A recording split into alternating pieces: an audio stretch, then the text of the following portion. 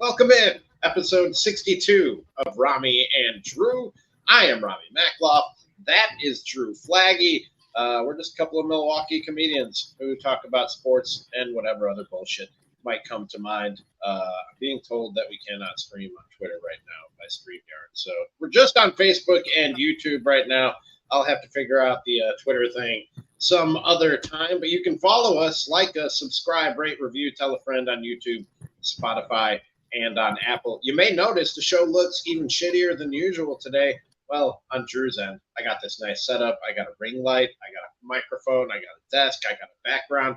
Drew is usually just on his phone in his living room and the light from his TV shining on him, and he looks like a serial killer. Tonight, Drew, where do we find you? I'm on Oklahoma, or no, I'm on like National Avenue driving home. There's dumb RNC traffic. There's no cops. I don't know what the hell is going on here. You're nowhere near the RNC. Yeah, there's outlets from like the freeway, but I don't even know what the hell's going on with traffic this week. I've had to drive down there, and I don't want to. Our tax dollars go towards public transit, Yes. like the buses? Yes. Well, the buses are a fucking problem. I'm going to tell you that right now. I think public money goes to public transportation. I could be speaking out of turn here, but I think they do. Listen, why? What do the buses do it to you? We get public transportation is a good thing. I don't take it, but it's a good thing. The amount of buses that have swerved in front of me while I've been on my phone trying to set up this podcast has been ridiculous. Yeah. They really need to watch where the fuck they're going, right? Buses need to be more aware of when a podcast is happening. Agreed. Yeah. Agreed. They need to be aware of podcasters out here on the roads. For sure. Dude, for sure. I'm very anti-bus. Like, I've already, over the years, expressed on stage during comedy how much I'm already, like, not a big fan of firefighters because of their grocery shopping habits. Like, I think that firefighters, it's a noble job. Sure. And I think they work really hard. They're out there putting their life on the line to save others. They do. They absolutely do. But the most selfless of our public servants, I would say, firefighters.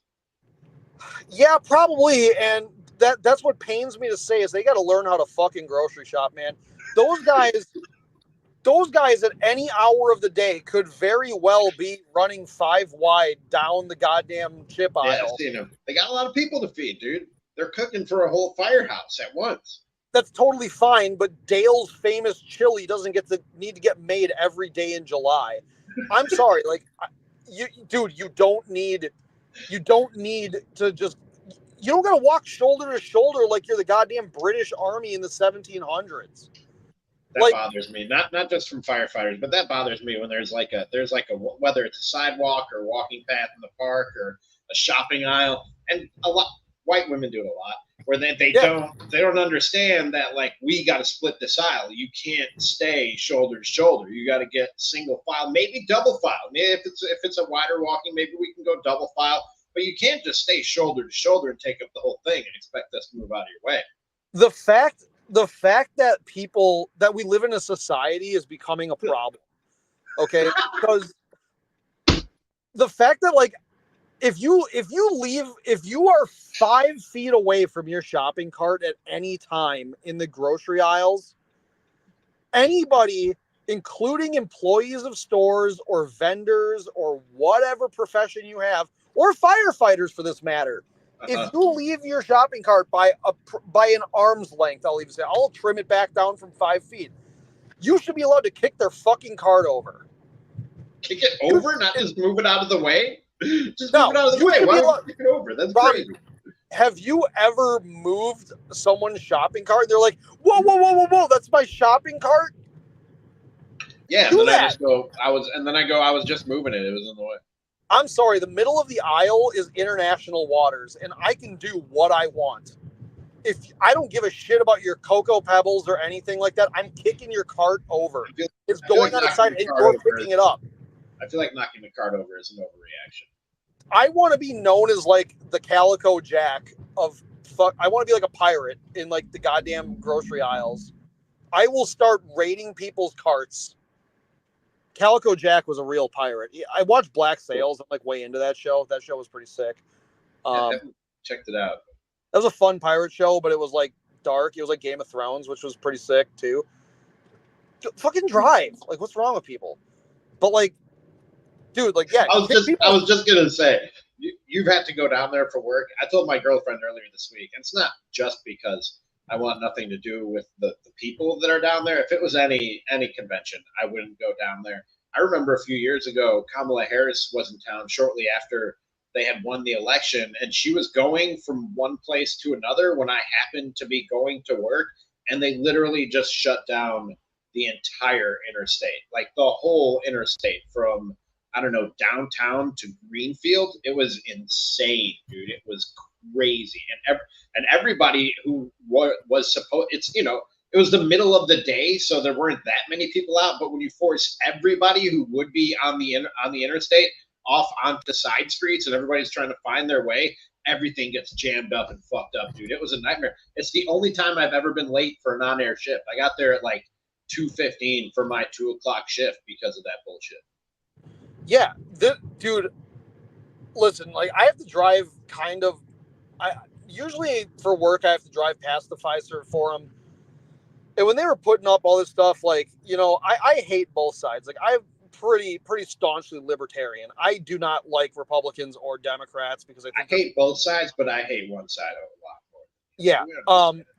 I was so sad that the Bucks had to take down their pictures of like Damian Lillard and Giannis and Chris Middleton, and then throw up the RNC banners. Like I was like, look what you've done to my stadium. I was like a godfather, dude. I was like, look what you've done to my boy. I'm like, why? I don't know about you.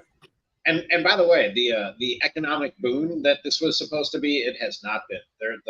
I've seen people tweeting pictures from the public market during like what would be a lunch rush or a dinner rush, and it's just empty. Restaurant owners are saying they got a lot of reservations open because they're not being used. I hate when stuff like this comes to town, man. And I don't just mean political stuff. I mean like big events that shut shit down and eat up public resources, not to get political, and just get in the way of, you know, people who live here's day to day lives, like you, just trying to go to work. I hate stuff like this. I don't want anything to do with a World Cup being anywhere near here. I don't want anything to do with well, I guess the Super Bowl would be cool, but that'll never happen. I never want NFL draft, any of this stuff, man. I don't want that stuff anywhere near where I live ever. And it's usually never the you know, they pitch all these benefits and pluses, and like I said, the economic boom that it'll be, and it never is. It never is. The Olympics, I don't want the Olympics anywhere near Milwaukee. Nothing, dude. Just let us. We do fine. We don't need a bunch of people descending on the city and locking the whole fucking thing down, and not going to the restaurants and bars and hotels. No, I don't know. A Final Four would be kind of sick. Like that's kind of the extent. And then I mean, obviously, like the NBA Finals was super fun. Remember when that happened, when we had a healthy, somewhat team. Yeah, that was cool. You know, that was 5 years. That was not 5 years ago. What am I talking? 3 years ago today was the Valley U, the famous Valley U. Does a tear come to your eye every time you watch that? Do you remember, where were you when the Valley U happened? You weren't with me. Yeah, wasn't I?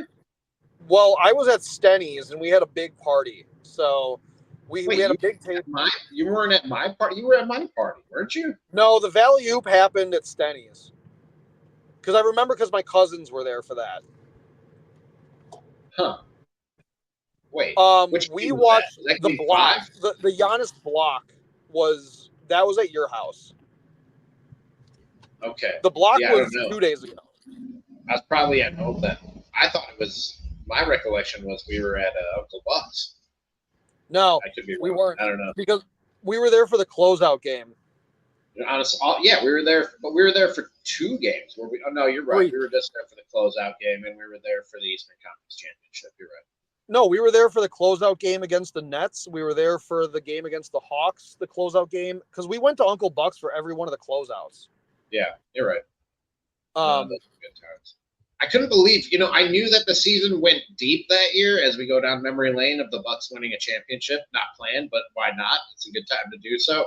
I don't remember it being. I knew the season was pushed back because the previous season was a COVID season and everything else. With this, the NBA playoffs went into mid-July.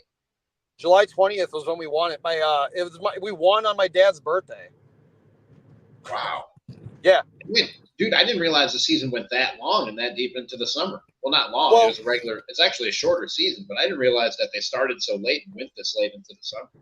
Yeah, we started like 2 weeks before Christmas. Damn.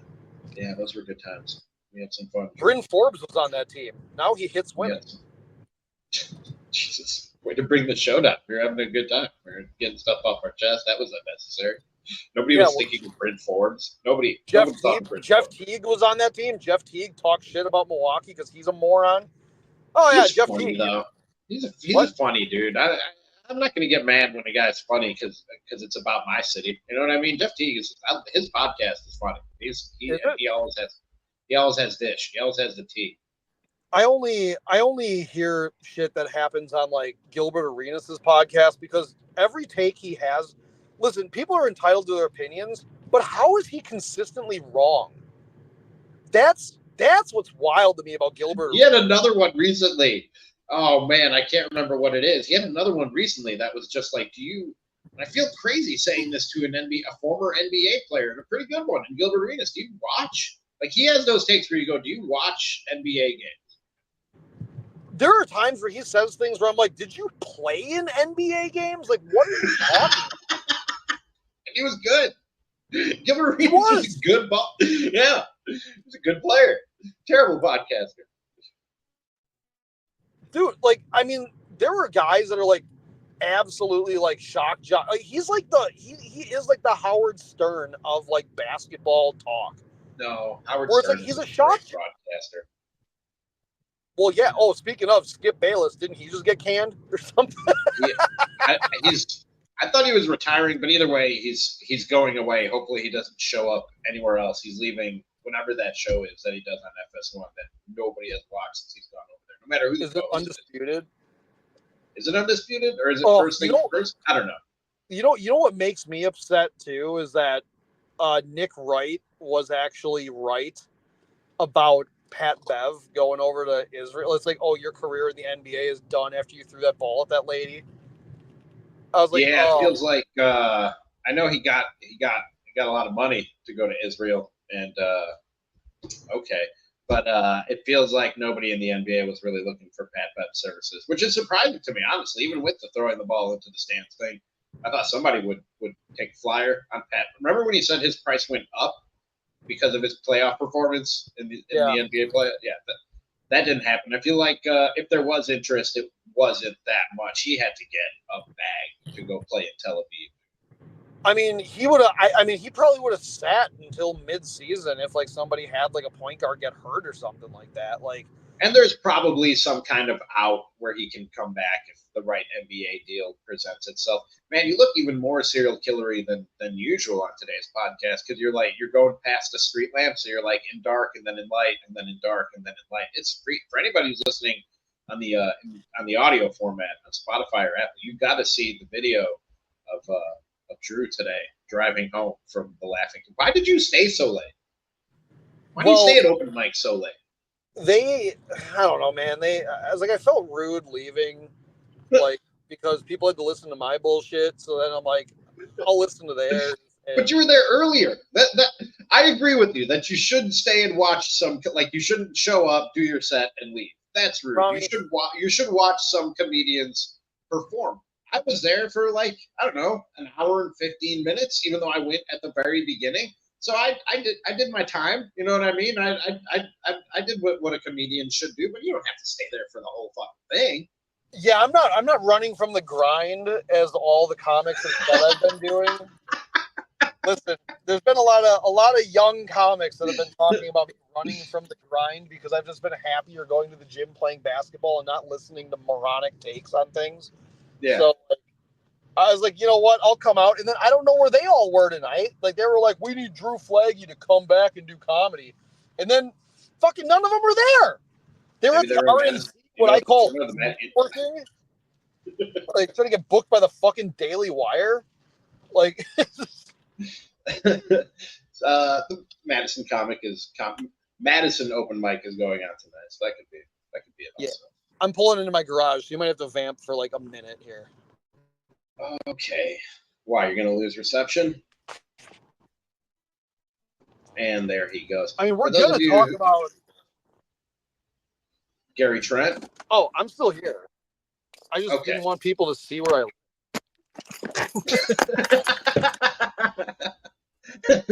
Fair. That's fair. No, yeah.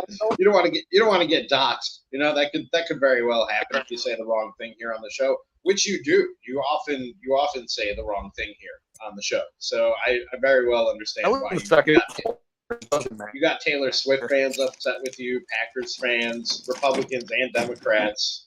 So yeah, I understand why you would want to give out. Yeah, see, it's lagging. Is it? Well, I'll just say the news that folks are wondering. The Bucks added Gary Trent Jr. He signed on a 1-year deal with the Milwaukee Bucks. Rich Paul, and I like how these NBA reporters now, to gain favor with the agents, they put in the agent's name in the report, and he says Rich Paul and Lucas Newton of Clutch Sports tell ESPN Trent reunites with Damian Lillard and joins a Bucks organization that recruited him hard to chase a title with them. Drew is in the apartment. I can tell by the sound of his keys hitting the table. That's I was surprised by that move, Drew. If you can hear me and it's not still lagging, that was I thought. I mean, this isn't going and getting Damian Lillard last year, but this is a bigger splash than I thought the Bucks would or even could make with their contract and roster situation being what it is. I thought they were pretty much set after they added Prince and who am I missing? DeLon Wright. DeLon Wright. I thought they were pretty much done after that. Not that I thought they couldn't improve or I didn't want them to make more moves, but I thought they were done. This is a pleasant surprise that they were able to add Gary Trent Jr. Yeah, that was huge. Like, because that was a guy who was on the top of a lot of people's lists to go get, especially as like a guy who you could sign for a vet minimum, just like Malik Beasley, and plug in as a starter.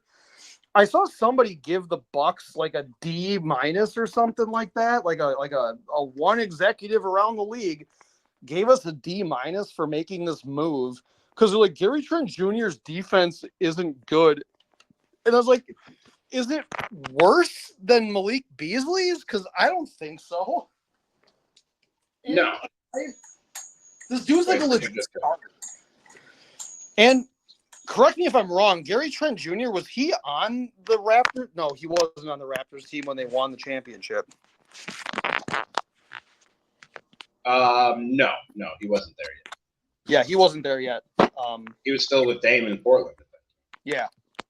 So I don't know. Like I was ecstatic about that move. That was a great move.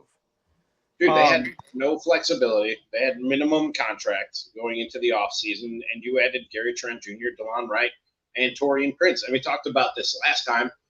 My conversation with Eric Neem when I was filling in for Sparky on 1250.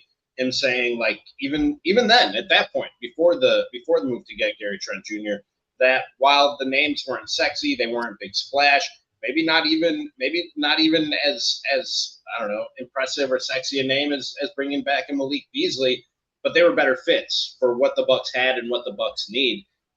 Adding Gary Trent Jr. to that, I think, again, you're bringing back some of the scoring, some of the shooting that you lost with Malik Beasley, and you added those two other guys who bring some defense and some rebound.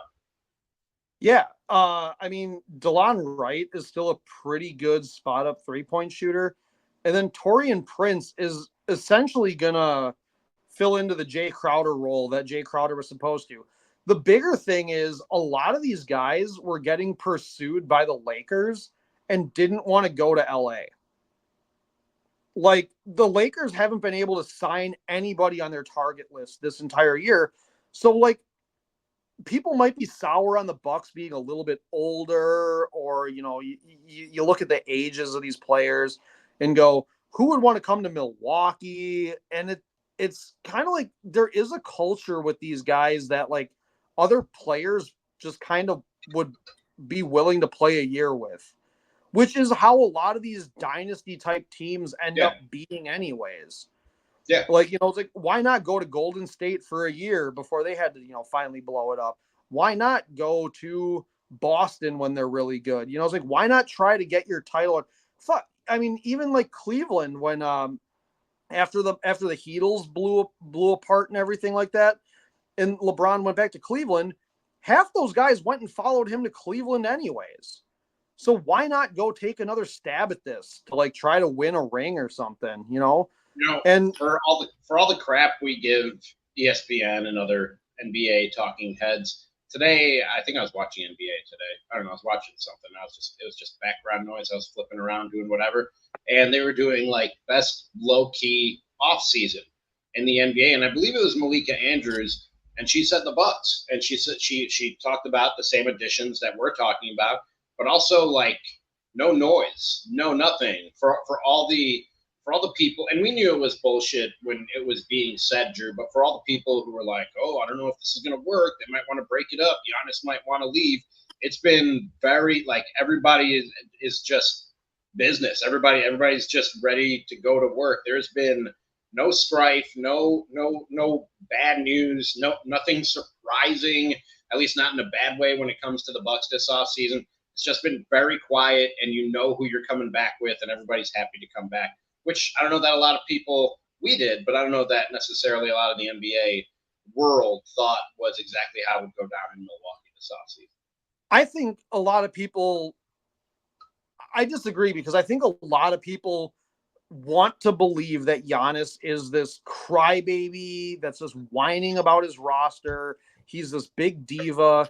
And I think that people want to look at Damian Lillard for, oh, he's a rapper. He's got his shoe deal with Adidas. He's got this. He's got that. Oh, he's seeing Glorilla or whatever. And they want to act like Dame is this big fucking Hollywood guy who only cares about clout and how he looks. And, like, dude, I was like, that's never been what Dame is. That's never been what Giannis is. And they want him to be this because it's so fucking fake the way that they wanted to act. Like, the Bucks are never going to be able to make this work with Dame and Giannis and Chris Middleton. Oh, he might be an outlier. He might feel slighted or something like that. There's all these goofy narratives that they want to just throw out there constantly. And then Brian Windhorst has to turn around and say, if Embiid and Paul George don't work out this year, you might have to give it another year.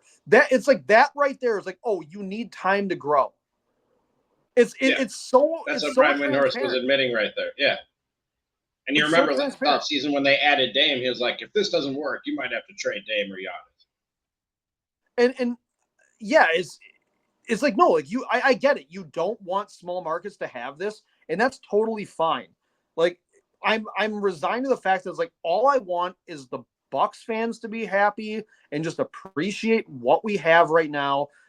I get annoyed when people get mad at John Horst, because it's like, if you were a fan in 2005 and we told you were going to have two of the top players in the league on the same roster, you would laugh at our purple jerseys. You would laugh us out of the Bradley Center.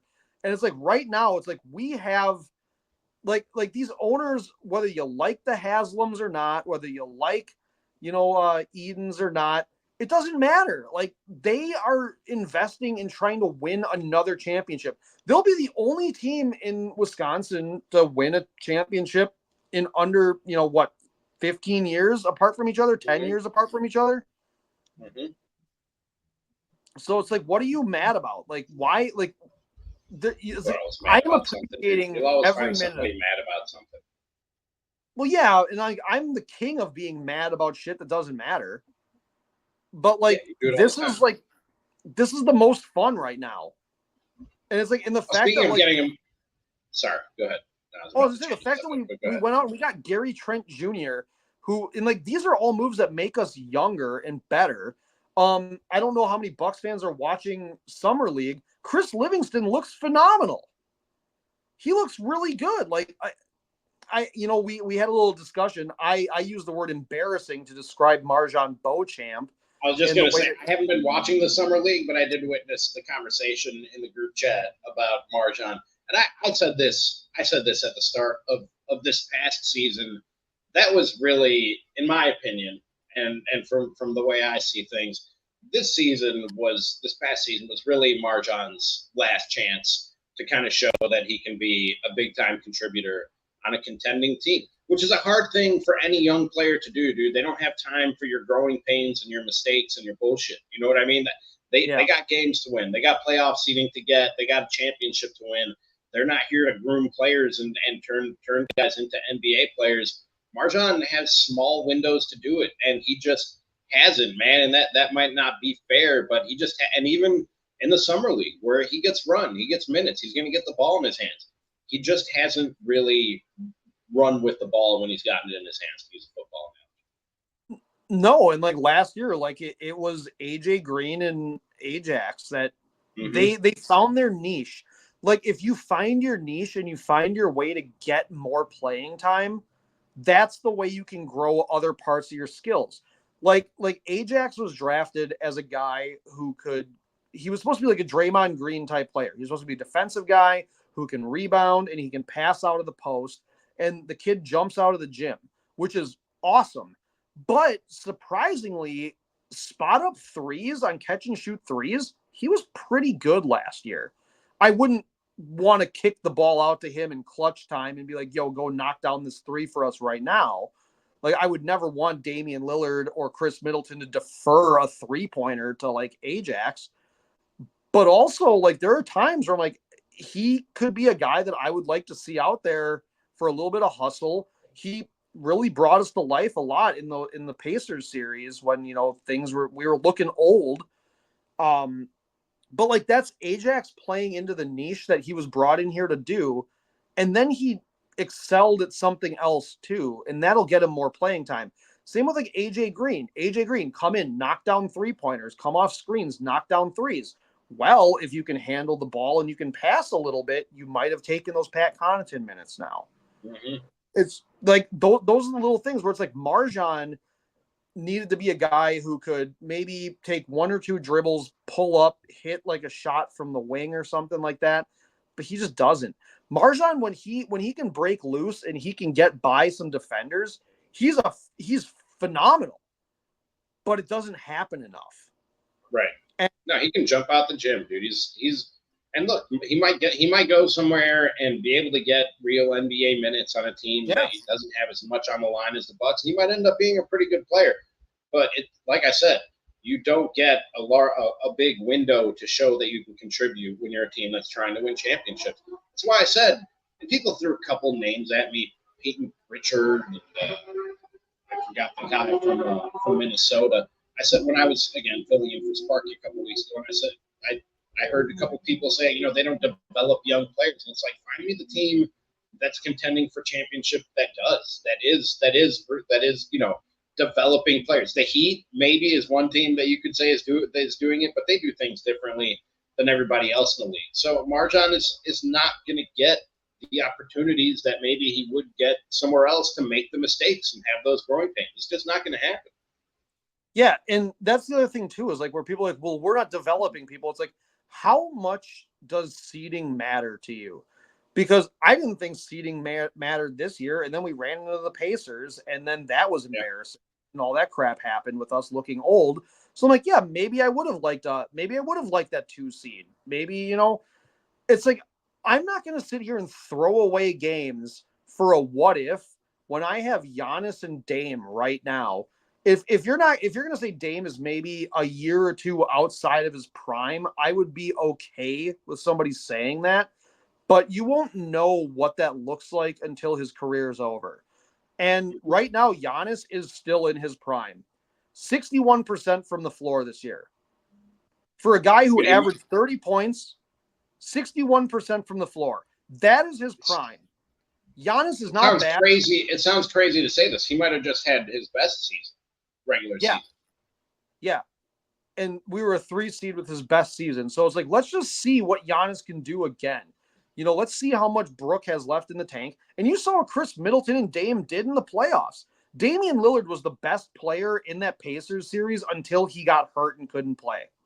Yep. Chris Middleton then was the best player on the floor until he couldn't carry that fucking team anymore with Pat Beverly and Bobby Portis out there. Like, dude, we have 3 really, really good players on this team. And it's like, people are like, well, we're not developing Marjan. That's what I keep coming back to, man. You have 3 great players, and you have maybe the best player in the world in Giannis. He's in the top 3 at worst. Those 3 right there, Giannis, Dame, and Chris, I will run those guys out there every single day until they can't do it anymore. They are, that is a great core. That's insane. Yeah, nobody has that. You're concerned about second-round picks not panning out when you have like Chris Middleton was a second-round pick. He's an incredible story, and you're sitting here being upset. By the way, speaking of Chris Middleton, Shams Charania reported today that Bucks star Chris Middleton has undergone arthroscopic surgery on both ankles this offseason. Sources tell me and Eric Name he is expected to be ready for the start of next season. Both ankles. Dude, God, I was just on my Chris Middleton soapbox, but holy shit, dude, we're doing it again. This is the Grand Theft Auto. This is the shit. Here we go again. He'll be ready by the. It's the old cleanup, Drew. It's the old cleanup. They just have to get in there and clean up some stuff, man. You got to get in there. You got to clean stuff up every once in a while. You know what I mean? It's the old cleanup. I might need to clean up soon. My knees might need to clean up, Drew. They did this last year with his knees, and it was like load management until, well, I don't know, mid-November, and then Thanksgiving goes by. We're all fucking fat off turkey, and all of a sudden he's still playing 22 minutes a night. And then you get him, it's like, okay, you can't play back-to-backers. You can't do this. Fine, whatever, good. Like, just, we need him for the playoffs. And then he's still on a minutes restriction coming up to goddamn Christmas. We play the Knicks 2 games in a row, and he's still on a fucking minutes restriction. And then we get to goddamn January, and he's still on a minutes restriction. And then he's off the minutes restriction for 3 games, and then he jumps on Kevin Durant's big dumbass shoes, and he rolls his ankle, and he's out for 17 games. And it's like, oh, God, it's like, dude, like, again, I will just run him. You're playing. Yeah, I hope when they say. Opening night, you're playing 36 minutes. You're playing 36 minutes opening night. Unless we are absolutely – I don't even know who we play on opening night. Unless we are absolutely killing this team, you're playing 36 fucking minutes. I don't know if I need 36 in game 1, but I hope when they say he'll be ready by the start of the season, they mean he'll be ready by the start of the season and not ready to go through again what you just described. That I hope that's not what they mean by ready for the season. I hope they mean ready. Here, this is what I'm going to say. Chris Middleton, if he is not ready for the start of the season, this makes the Taurean Prince signing less good. Because now we are leaning on Taurean Prince. You're right. Yeah. As probably our starting 3. Maybe Ajax for hustle and whatever. But, dude, like Taurean Prince, I was so excited when we got him because it's like that's going to be what Jay Crowder was supposed to be. We're a little bit younger now. Mm-hmm. I like this Taurean Prince signing. And then it's like, fuck, he might be a starter too now. Yeah. Like the second you don't want too big a role for Taurean. You don't want a bigger role for Taurean Prince than you had planned when you got him. Because this is like what happened with Malik Beasley last year, where we signed Beasley in a time where he was supposed to be the guy coming off the bench to shoot spot up 3-pointers. That was it. Come off screens, shoot threes, park your ass in the corner, shoot threes. You're coming off the bench, and we're going to have Connaughton in one corner and you in the other, and we're going to just run downhill. And if we can't get an open bucket, it's coming out to one of you two. But then it turned into, oh, shit, we can get Damian Lillard. And now we have to trade Grayson Allen and Drew Holiday. And all of a sudden, Malik Beasley, you got to be a starter now. Sorry. Like, you signed for a 1-year deal to prove yourself off the bench. Now you're a starter, and you got to go play defense against goddamn shooting guards in the league. You got to go play defense against Tyler Hero 4 times. You got to go play defense against Jaylen Brown or Derek White. You got to go play defense against fucking Donovan Mitchell. Are you kidding me? And it's like, this guy gets goddamn cooked, and it's like, well, like that's not what I want Taurean Prince to get thrown into. But we'll see. Like I said, just a cleanup. It's just the old cleanup. Yeah, that's what the knee was. The knee was a cleanup last year, too. It's a cleanup. They just go in there. They got a little broom. And I love clean it I up. want people to understand. I love Chris Middleton. This is a very pro Chris Middleton show here. I want Chris Middleton's number retired in the goddamn rafters. But like, holy Agreed. shit! Oh, I think it already is. Dude, when Dana sent us that report, because I was at the gym when she sent that, I didn't know that happened. I heard my phone. No, nobody did till today. I walked over to my phone. I saw Dana shared that with our group chat, and I was like, "You got to be fucking kidding me!" Like, I said it out loud, and like 3 other people like asked me what the hell was going on. Like, Chris Middleton had fucking surgery on both his ankles, and there were people that were like, "Gotta be hard." They're like, you gotta be shitting me, dude. Like, all right. I wonder if we did them both at the same time. Before that'd be terrible. Before we wrap it up, did you want to touch on some Brewers talk before we go? I'm not doing this to I told you so or anything like that. But I did say that like there was a cooling off that was almost bound to happen. Not because they're not good, just because they were playing insanely. They were like way above expectations, and there had to be a cooling off and a coming back. They're still the best team in the NL Central, and it's not close. Okay, so this isn't me gloating or bragging or I told you so. It's the law of averages. They had to cool off a little bit, and they did. They lost 7 of 10 going into the All-Star break, but that's fine. That's fine. They were so good earlier. They built themselves the cushion to be able to do this and still have a comfortable lead. Cardinals are the closest team at 4.5 games back. I didn't know that we lost 7 of 10. I just knew that the homestand wasn't great. Whatever. I'm fine with it. Still had, we still had 2 All-Stars. Probably could have had more, but Bryce Terang probably could have been an All-Star. I'm happy. There's nothing I'm mad about the Brewers. Shaken at all by the losing 7 of 10? No, because I mean, dude, we're still getting back like Devin Williams. Like, what, McGill had to pitch 2 innings, and that's when we lost one of our games or something. Like, we're getting relief. Like, guys are coming. Guys are gonna be coming off injury. Like, isn't like is DL Hall coming back? Like, I saw he should be coming back soon. Yeah, and Devin Williams is gonna be coming back soon. So like we're getting some relief with these guys. Like, there's still trades that can potentially be made. Like, that was the one that I showed you when we were at the Laughing Tap. Was tell the people what you saw. Well, it was the I don't even know what his name is. Like, from like the Japanese lefty from the Blue Jays. His name's like Kiku something or whatever.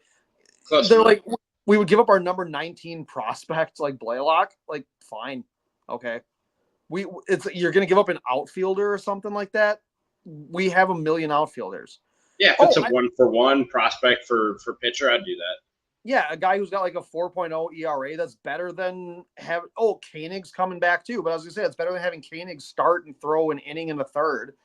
You see, they DFA'd Dallas Keuchel, so my prediction on him was wrong. Oh, we DFA'd him? I didn't even see that. Yeah, that was a couple days ago. Well, that's kind of. I should send this stuff to you when I see it. Yeah, I didn't even see that. Well, that's weird because his last 2 starts were actually kind of solid. Did I get got? I swear I saw a tweet saying Dallas Keuchel got DFA'd by the Brewers. Was that I would have thought. I don't know why anybody would put that out there like surreptitiously. Like, that's the lamest prank anybody ever pulled on Twitter. If that's what happened to me. No, this is from Kurt Hogue. He says, this is just 11 hours ago. So Dallas Keuchel era in Milwaukee is officially done. Keuchel cleared waivers and elected free agency. So he was DFA'd a couple days ago. He went through waivers and opted for free agency. Oh, okay.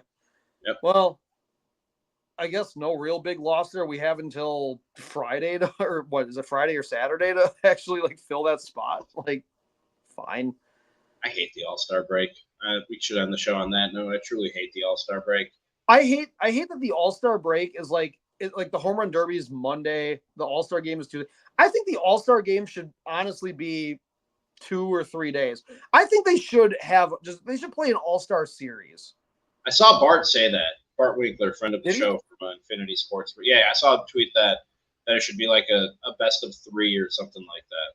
Yeah, why not? Like have a best of 3. Like that'd be cool. Like that's what I the don't know. fun of the playoffs is. That's putting arms and innings on arms and guys that are going out there instead of and that goes back to my argument about Giannis and anybody else playing in the Olympics, which is why are you putting miles on your body for something that doesn't matter?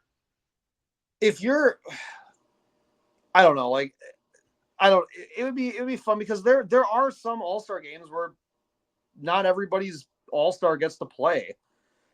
Like you might have like a relief pitcher that never gets to come in or something, which I get it. You're not going to get too excited over the fucking. Be better. How about you just be better? How about that? Hey, I'm fine with that. I would honestly be fine with not every team getting represented by an All-Star. Yeah, I've never liked that rule. I would be fine with that. Like the NBA, like the NFL. Joe Biden's America, where everybody gets a trophy, right? Yeah.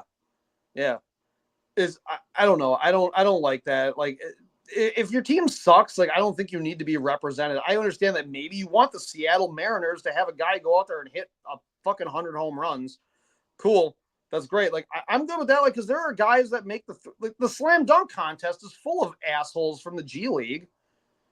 The guy who won it, slam dunk contest. Yeah, he's from the G League. That little white guy. So I don't give a shit if you have a guy who's not an all-star, but he's a great home run hitter or something like that. And you're gonna throw sure. Yeah, no, yeah. I wouldn't even mind. Have you ever seen those like home run derby? Like they're not professional baseball. It's usually like on ESPN or Bally Sports late at night, and they're just like beer league dudes that are just fucking hitting bombs. I wouldn't mind getting one of those dudes in the mix. Dude, my cousin, like we were watching it at the bar. My cousin was like, give these guys metal bats. Like that, that would be awesome. See how now given for the home run derby, that would be insane because there is no net in front of the pitcher. There are children in the outfield. That's true. Yeah, they would. Yeah. So maybe we don't need to give these guys metal bats, but I'm like, just give the kids running around out there full catcher's gear and let's go. Yeah, whatever. Just let them go out there looking like Casey Jones from the Ninja Turtles and just geared up and just fire baseballs at them like that's. How fun would that be? How fun would that be?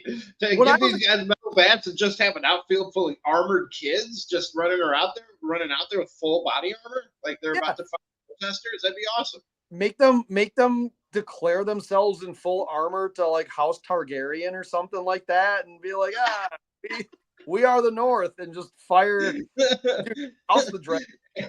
But like, Aaron Judge and just missiles off the bat. That'd be amazing. Yeah, I would love to see like a 9-year-old just get their glove just clean ripped off their hand. And it bounces off their helmet, their impenetrable helmet. They're not hurt. I just want to make clear we're not advocating for the injuries to children. It just bounces off their tactical helmet. That'd be awesome. Yeah, I don't want to see kids get hurt. No, mild funny. Hurt isn't funny. Like mildly rattled is funny. Yeah. Like my cousin, he put like on like a really hot day, he took the little ice pack out of the cooler at wiffle ball, and he just put the ice pack under his 1.5-year-old's shirt and put it on his back, and that kid screamed so hard. Like, by the way, and he was so on it. That's hilarious. That's a good prank, a good harmless prank on a little kid. You know what I mean? I haven't gotten called for wiffle ball since I saved the day. What's up with that? Well, what's going on with that? Dude, we're on like a 4-game winning streak right now. AJ could attest to this right now. Friend of the show, AJ. You don't need me? Is that what you're saying? You just don't need me?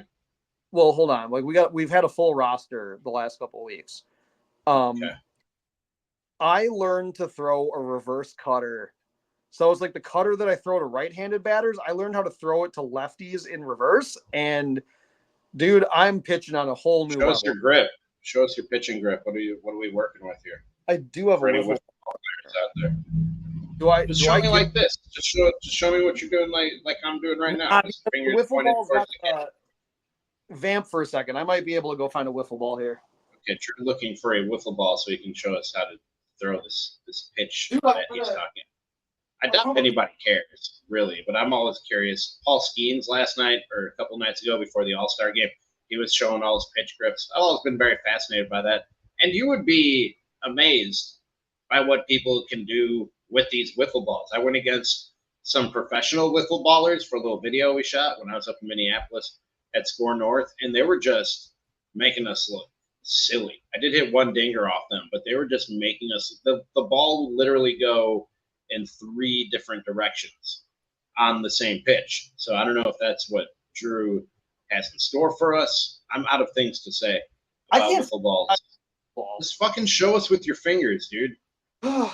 Okay, so the way the cutter works, just finger the way the cutter works. This is my right hand, and then we're gonna wrap this up.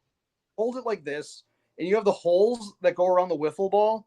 So what you want to do, throw it with this top finger in one hole and this finger's in the other one, and you throw it straight down at a right-handed batter's shoulder, and it dips into the strike zone.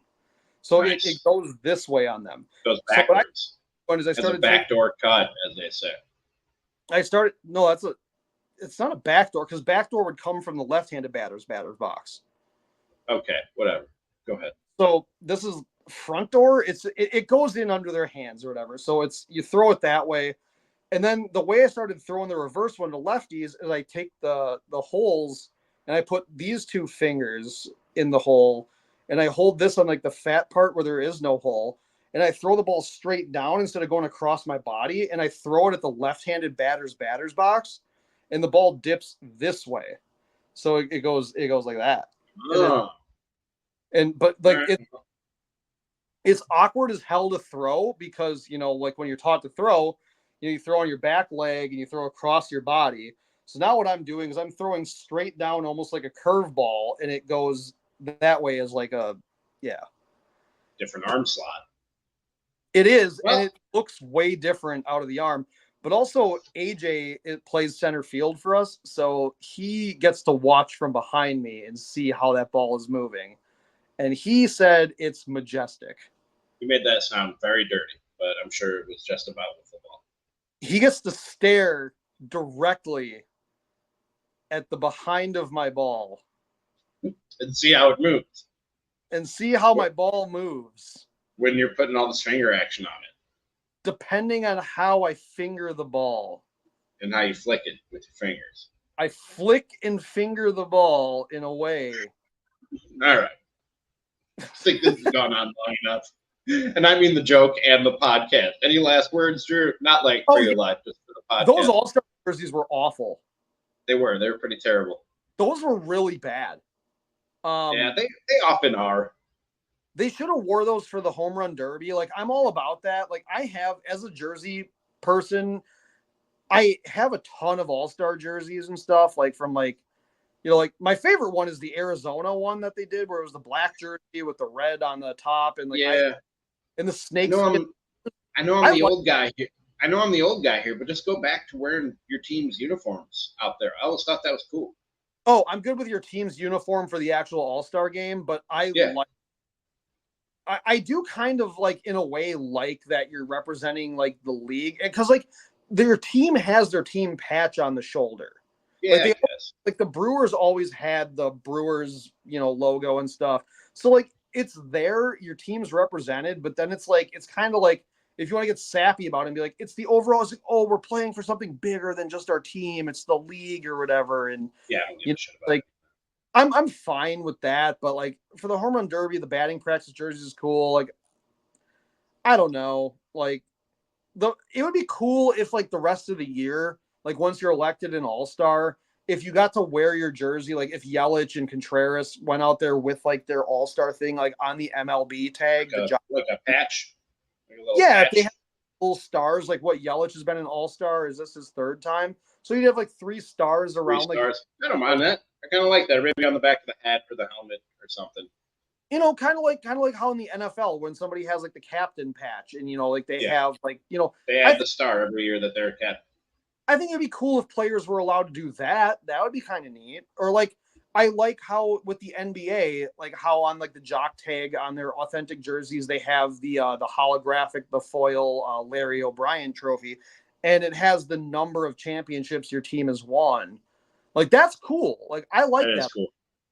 So like it would I was be actually going to bring that up as an example of like something similar that they could do, and you beat me to it. Great minds, Drew. Great minds think alike.